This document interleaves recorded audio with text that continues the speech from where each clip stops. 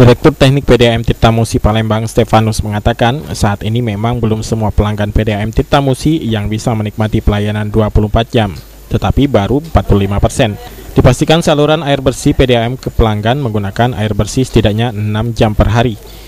Hingga kini jumlah pelanggan sudah mencapai 91% dari warga kota Palembang pada 16 kecamatan, sedangkan cakupan wilayah mencapai 96% dari total luas wilayah di kota Palembang.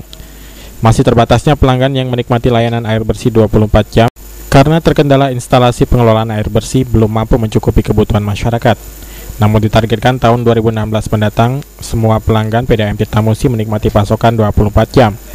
Upaya mengoptimalkan pelayanan ke pelanggan terus dilakukan. Kedepan ditargetkan tidak ada lagi pelanggan yang kekurangan air bersih. Perluasan cakupan pelanggan air bersih juga akan dioptimalkan sehingga mampu mencapai 100% wilayah yang mendapat sambungan langsung air bersih. Aprianto, PAL TV.